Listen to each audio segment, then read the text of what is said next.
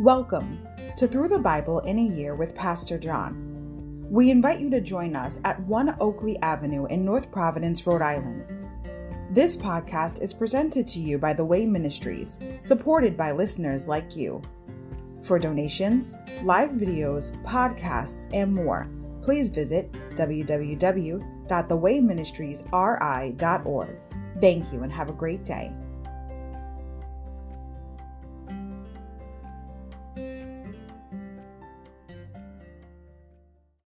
Hi everybody, welcome to Through the Bible in a Year with Pastor John.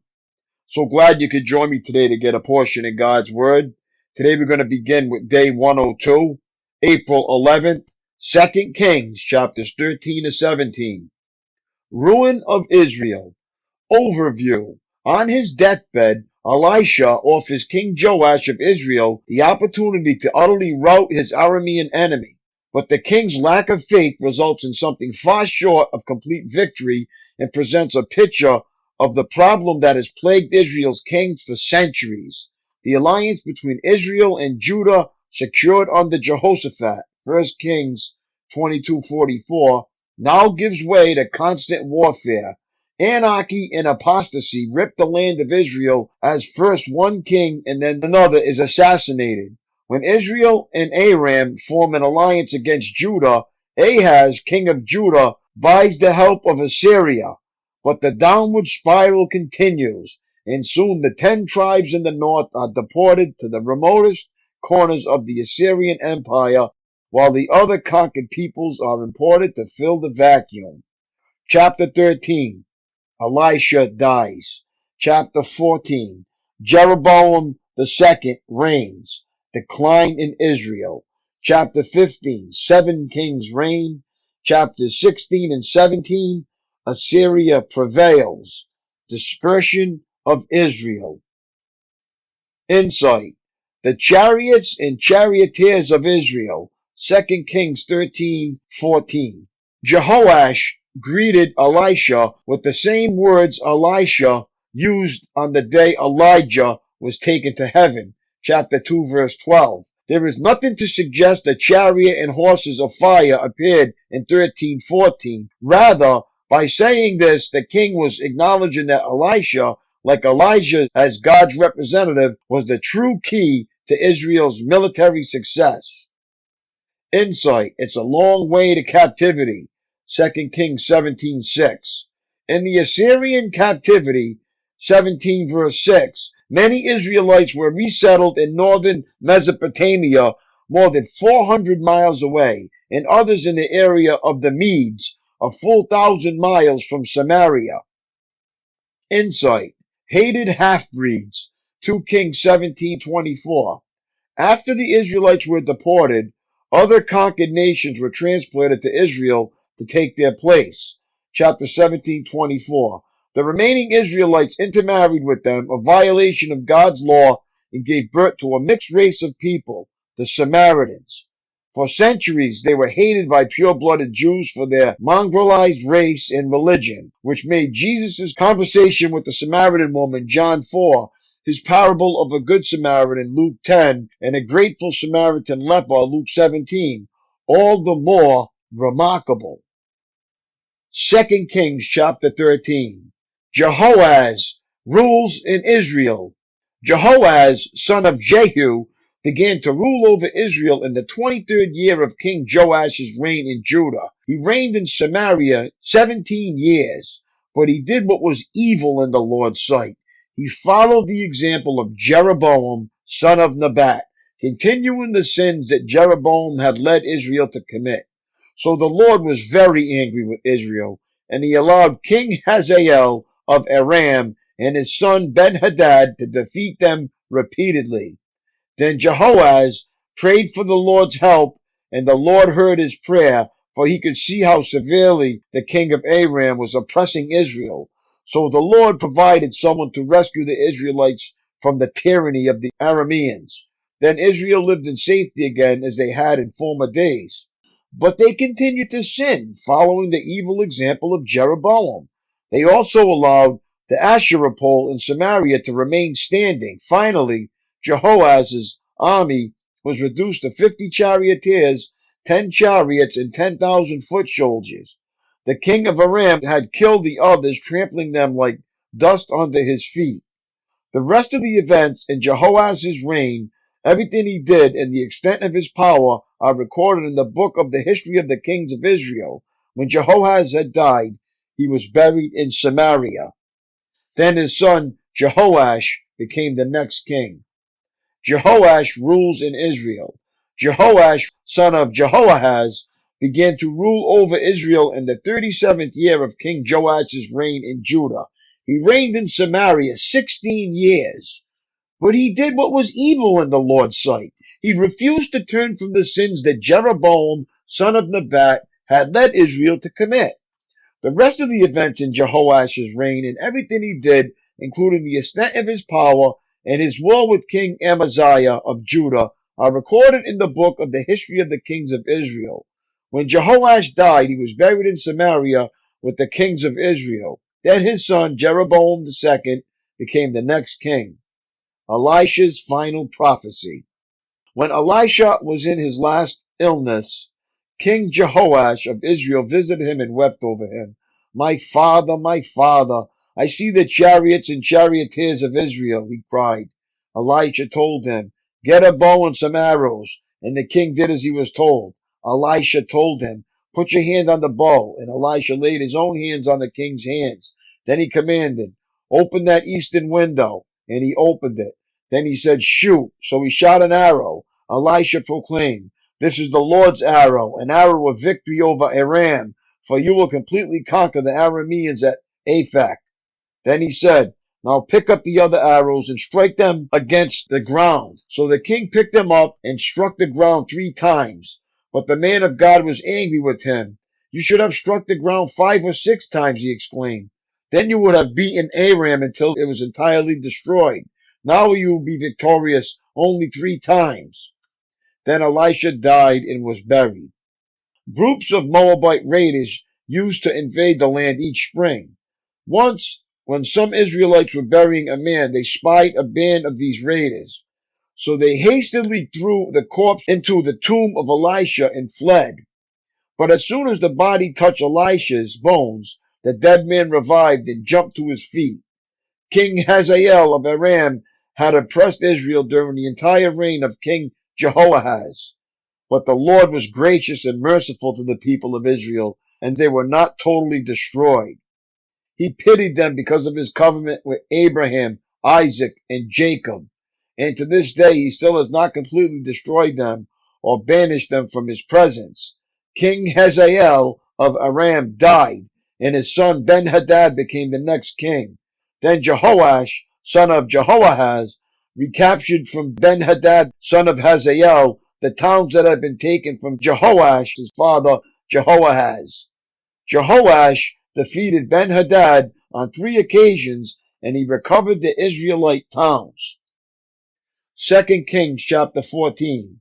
Amaziah rules in Judah. Amaziah, son of Joash, began to rule over Judah in the 2nd year of the reign of King Jehoash of Israel. Amaziah was 25 years old when he became king, and he reigned in Jerusalem 29 years. His mother was Jehoaddin from Jerusalem. Amaziah did what was pleasing in the Lord's sight, but not like his ancestor David. Instead, he followed the example of his father Joash. Amaziah did not destroy the pagan shrines, and the people still offered sacrifices and burned incense there. When Amaziah was well established as king, he executed the officials who had assassinated his father. However, he did not kill the children of the assassins, for he obeyed the command of the Lord as written by Moses in the book of the law. Parents must not be put to death for the sins of their children, nor children for the sins of their parents. Those deserving to die must be put to death for their own crimes. Amaziah also killed 10,000 Edomites in the valley of Salt. He also conquered Selah and changed its name to Joktheel, as it is called to this day. One day Amaziah sent messengers with his challenge to Israel's king Joash, the son of Jehoahaz and grandson of Jehu. Come and meet me in battle. But King Jehoash of Israel replied to King Amaziah of Judah with this story. Out in the Lebanon mountains, a thistle sent a message to a mighty cedar tree. Give your daughter in marriage to my son. But just then a wild animal of Lebanon came by and stepped on the thistle, crushing it. You have indeed defeated Edom, and you are proud of it, but be content with your victory and stay at home. Why stir up trouble that will only bring disaster on you and the people of Judah? But Amaziah refused to listen, so King Jehoash of Israel mobilized his army against King Amaziah of Judah. The two armies drew up their battle lines at Beth Shemesh in Judah. Judah was routed by the army of Israel, and his army scattered and fled for home. King Jehoash of Israel captured Judah's king Amaziah, son of Joash and grandson of Ahaziah, at Beth Shemesh. Then he marched to Jerusalem, where he demolished 600 feet of Jerusalem's wall from the Ephraim gate to the corner gate. He carried off all the gold and silver and all the articles from the temple of the Lord. He also seized the treasures from the royal palace along with hostages and then returned to Samaria. The rest of the events in Jehoash's reign and everything he did, including the extent of his power and his war with King Amaziah of Judah, are recorded in the book of the history of the kings of Israel. When Jehoash died, he was buried in Samaria with the kings of Israel, and his son Jeroboam II became the next king. King Amaziah of Judah lived for 15 years after the death of King Jehoash of Israel. The rest of the events of Amaziah's reign are recorded in the book of the history of the kings of Judah. There was a conspiracy against Amaziah's life in Jerusalem, and he fled to Lachish. But his enemies sent assassins after him, and they killed him there. They brought his body back to Jerusalem on a horse, and he was buried with his ancestors in the city of David. All the people of Judah had crowned Amaziah's 16-year-old son Uzziah as king in place of his father Amaziah. After his father's death, Uzziah rebuilt the town of Elat and restored it to Judah. Jeroboam II rules in Israel. Jeroboam II, the son of Jehoash, began to rule over Israel in the 15th year of King Amaziah's reign in Judah. He reigned in Samaria 41 years. He did what was evil in the Lord's sight. He refused to turn from the sins that Jeroboam, son of Nebat, had led Israel to commit. Jeroboam II recovered the territories of Israel between Lebo Hamath and the Dead Sea, just as the Lord, the God of Israel, had promised through Jonah, son of Amittai, the prophet from Gath Hepher. For the Lord saw the bitter suffering of everyone in Israel, and that there was no one in Israel, slave or free, to help them. And because the Lord had not said he would blot out the name of Israel completely, he used Jeroboam II, the son of Jehoash, to save them. The rest of the events in the reign of Jeroboam II and everything he did, including the extent of his power, his wars, and how he recovered for Israel both Damascus and Hamath, which had belonged to Judah, are recorded in the book of the history of the kings of Israel. When Jeroboam II died, he was buried in Samaria with the kings of Israel. Then his son Zechariah became the next king. 2 Kings chapter 15. Uzziah rules in Judah. Uzziah, son of Amaziah, began to rule over Judah in the 27th year of the reign of King Jeroboam II of Israel. He was 16 years old when he became king, and he reigned in Jerusalem 52 years. His mother was Jecholiah from Jerusalem. He did what was pleasing in the Lord's sight, just as his father Amaziah had done.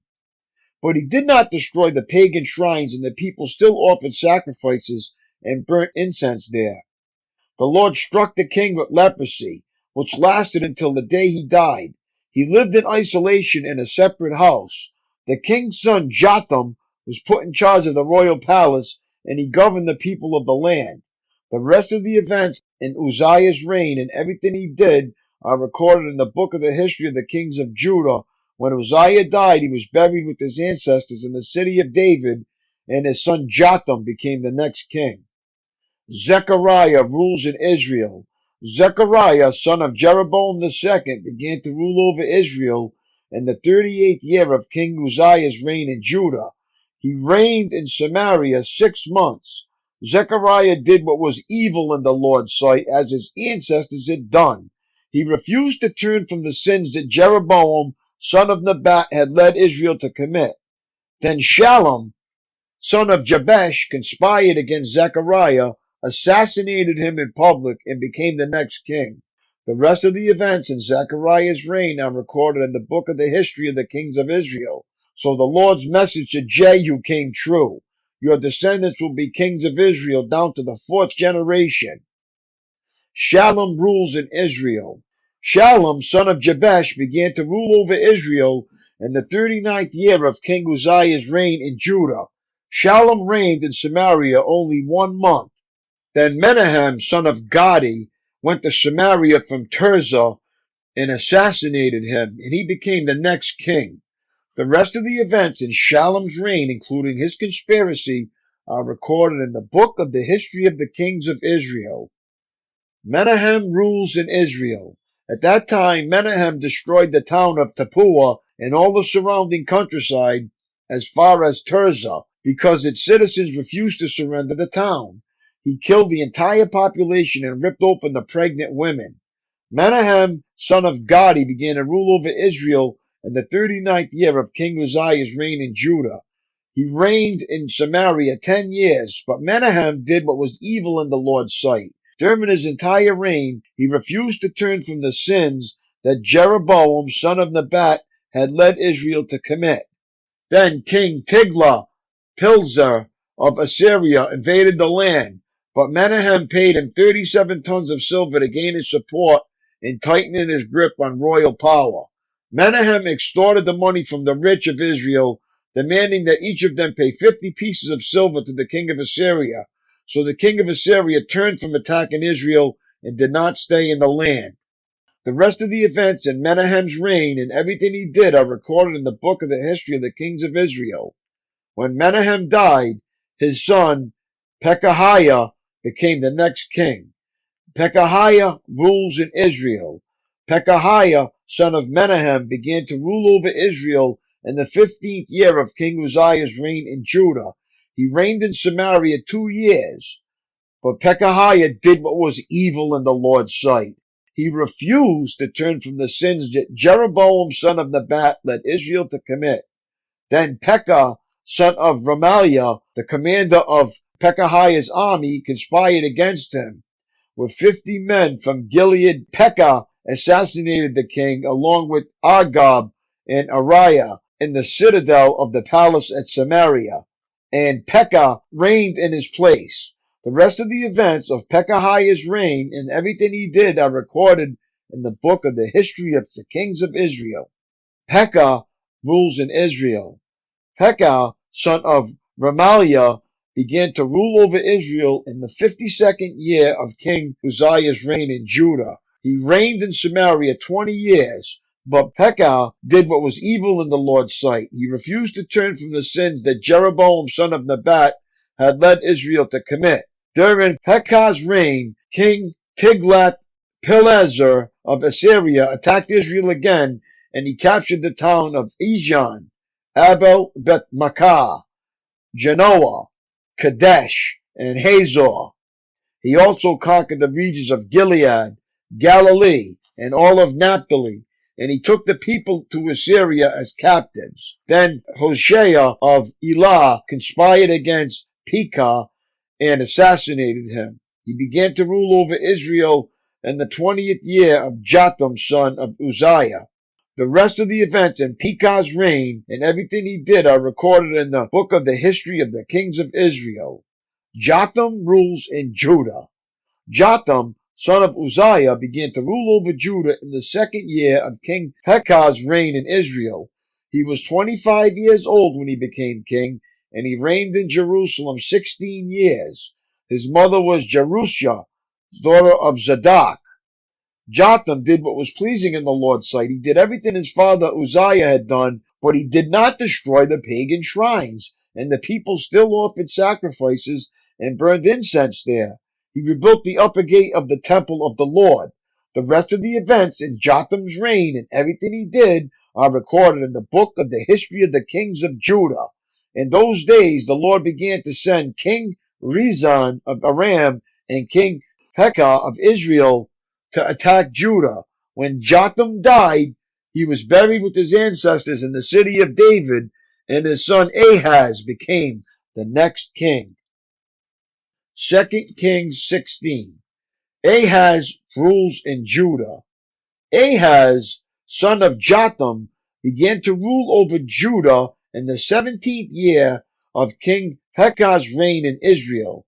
Ahaz was 20 years old when he became king, and he reigned in Jerusalem 16 years. He did not do what was pleasing in the sight of the Lord his God, as his ancestor David had done. Instead, he followed the example of the kings of Israel, even sacrificing his own son in the fire. In this way, he followed the detestable practices of the pagan nations the Lord had driven from the land ahead of the Israelites. He offered sacrifices and burned incense at the pagan shrines and on the hills under every green tree. Then King Rezin of Aram and King Pekah of Israel came up to attack Jerusalem. They besieged Ahaz but could not conquer him. At that time, the king of Edom recovered the town of Elat for Edom. He drove out the people of Judah and sent Edomites to live there, as they do to this day. King Ahaz sent messengers to King Tiglath-Pileser of Assyria with this message: I am your servant and your vassal. Come up and rescue me from the attacking armies of Aram and Israel. Then Ahaz took the silver and gold from the temple of the Lord and the palace treasury and sent it as a payment to the Assyrian king. So the king of Assyria attacked the Aramean capital of Damascus and led its population away as captives, resettling them in Kir. He also killed King Rezin. King Ahaz went to Damascus to meet with King Tiglath-Pileser of Assyria. While he was there, he took special note of the altar. Then he sent a model of the altar to Uriah the priest, along with its design in full detail. Uriah followed the king's instruction and built an altar just like it, and it was ready before the king returned from Damascus. When the king returned, he inspected the altar and made offerings on it. He presented a burnt offering and a grain offering, and he poured out a liquid offering, and he sprinkled the blood of the peace offering on the altar. Then King Ahaz removed the old bronze altar from its place in front of the Lord's temple, between the entrance and the new altar, and placed it on the north side of the new altar. He told Uriah the priest, use the new altar for the morning sacrifices of burnt offering, the evening grain offering, the king's burnt offerings and grain offering, and the burnt offerings of all the people, as well as their grain offerings and liquid offerings. Sprinkle the blood from all the burnt offerings and sacrifices on the new altar. The bronze altar will be for my personal use only. Uriah the priest did just as King Ahaz commanded him. Then the king removed the side panels and basins from the portable water carts. He also removed the great bronze basin called the sea from the backs of the bronze oxen and placed it on a stone pavement. In deference to the king of Assyria, he also removed the canopy that had been constructed inside the palace for use on the Sabbath day, as well as the king's outer entrance to the temple of the Lord. The rest of the events in Ahaz's reign and everything he did are recorded in the book of the history of the kings of Judah. When Ahaz died, he was buried with his ancestors in the city of David. Then his son Hezekiah became the next king. 2 Kings 17. Hoshea rules in Israel. Hoshea, son of Elah, began to rule over Israel in the 12th year of King Ahaz's reign in Judah. He reigned in Samaria 9 years. He did what was evil in the Lord's sight, but not to the same extent as the kings of Israel who ruled before him.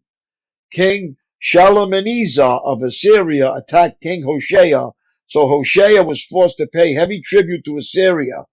But Hoshea stopped paying the annual tribute and conspired against the king of Assyria by asking King So of Egypt to help him shake free of Assyria's power. When the king of Assyria discovered this treachery, he seized Hoshea and put him in prison. Samaria falls to Assyria. Then the king of Assyria invaded the entire land, and for 3 years he besieged the city of Samaria. Finally, in the 9th year of King Hoshea's reign, Samaria fell, and the people of Israel were exiled to Assyria. They were settled in colonies in Halah, along the banks of the Habor River in Gozan and the cities of the Medes. This disaster came upon the people of Israel because they worshipped other gods. They sinned against the Lord their God, who had brought them safely out of Egypt and had rescued them from the power of Pharaoh, the king of Egypt. They had followed the practices of the pagan nations the Lord had driven from the land ahead of them, as well as the practices the kings of Israel had introduced. The people of Israel had also secretly done many things that were not pleasing to the Lord their God. They built pagan shrines for themselves in all their towns, from the smallest outpost to the largest walled city. They set up sacred pillars and Asherah poles at the top of every hill and under every green tree. They offered sacrifices on all the hilltops, just like the nations the Lord had driven from the land ahead of them. So the people of Israel had done many evil things, arousing the Lord's anger. Yes, they worshipped idols, despite the Lord's specific and repeated warnings. Again and again, the Lord had sent his prophets and seers to warn both Israel and Judah. Turn from all your evil ways, obey my commands and decrees, the entire law that I commanded your ancestors to obey, and that I gave you through my servants, the prophets. But the Israelites would not listen. They were as stubborn as their ancestors who had refused to believe in the Lord their God. They rejected his decrees and the covenant he had made with their ancestors, and they despised all his warnings. They worshipped worthless idols, so they became worthless themselves. They followed the examples of the nations around them, disobeying the Lord's command not to imitate them. They rejected all the commands of the Lord their God and made 2 calves from metal. They set up an Asherah pole and worshipped Baal and all the forces in heaven. They even sacrificed their own sons and daughters in the fire. They consulted fortune tellers and practiced sorcery and sold themselves to evil, arousing the Lord's anger. Because the Lord was very angry with Israel, he swept them away from his presence. Only the tribe of Judah remained in the land. But even the people of Judah refused to obey the commands of the Lord their God, for they followed the evil practices that Israel had introduced. The Lord rejected all the descendants of Israel. He punished them by handing them over to their attackers until he had banished Israel from his presence. For when the Lord tore Israel away from the kingdom of David, they chose Jeroboam, son of Nebat, as their king. But Jeroboam drew Israel away from following the Lord and made them commit a great sin. And the people of Israel persisted in all the evil ways of Jeroboam. They did not turn from these sins until the Lord finally swept them away from his presence, just as all his prophets had warned. So Israel was exiled from their land to Assyria, where they remain to this day. Foreigners settle in Israel. The king of Assyria transported groups of people from Babylon, Cuthah, Ava, Hamath, and Shepharim, and settled them in the towns of Samaria, replacing the people of Israel. They took possession of Samaria and lived in its towns. But since these foreign settlers did not worship the Lord when they first arrived, the Lord sent lions among them, which killed some of them. So a message was sent to the king of Assyria. The people you have sent to live in the towns of Samaria do not know the religious customs of the God of the land. He has sent lions among them to destroy them because they have not worshipped him correctly. The king of Assyria then commanded, send one of the exiled priests back to Samaria. Let him live there and teach the new residents the religious customs of the God of the land. So one of the priests who had been exiled from Samaria returned to Bethel and taught the new residents how to worship the Lord. But these various groups of foreigners also continued to worship their own gods. In town after town where they lived, they placed their idols at the pagan shrines that the people of Samaria had built. Those from Babylon worshipped idols of their god Sukkot-Benoth. Those from Cuthah worshipped their god Nergal. And those from Hamath worshipped Ashima. The Avites worshipped their gods Nibhaz and Tartak. And the people from Sepharvaim even burned their own children as sacrifices to their gods Adremelech and Anamelech. These new residents worshipped the Lord, but they also appointed from among themselves all sorts of people as priests to offer sacrifice at their places of worship.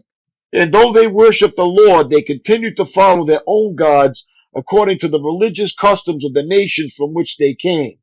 And this is still going on today. They continue to follow their former practices instead of truly worshiping the Lord and obeying the decrees, regulations, instructions, and commands he gave the descendants of Jacob, whose name he changed to Israel.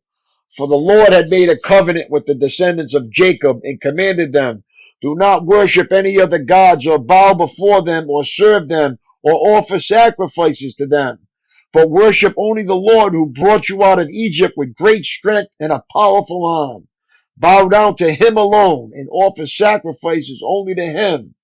Be careful at all times to obey the decrees, regulations, instructions, and commands that he wrote for you. You must not worship other gods. Do not forget the covenant I made with you, and do not worship other gods. You must worship only the Lord your God. He is the one who will rescue you from all your enemies. But the people would not listen and continued to follow their former practices. So while these new residents worship the Lord, they also worship their idols. And to this day, their descendants do the same. My daily walk. Historians and political scientists have developed elaborate explanations for the conquest of Israel and later of Judah. These were small countries, they say, in the buffer zone between large, powerful neighbors to the south, Egypt, and the north, Assyria and Babylonia. But the Bible states that the conquest and exile were God's judgment for sin among his people. Israel abandoned the Lord, turned to idols, and ignored repeated warnings from God's prophets.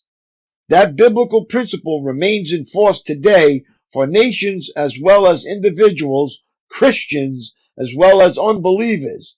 God will deal with an individual, with a family, or with a nation according to the unchanging principle that you will always harvest what you plant. Galatians 6:7. By the way, when was the last time you planted a word for God by means of a brief phone call or letter to one of your elected officials?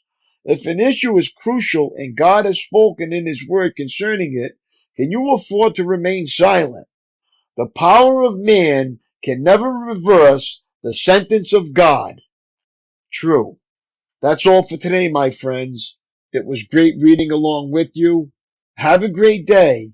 Keep up the good work, and I will see you tomorrow. Lord willing. Peace.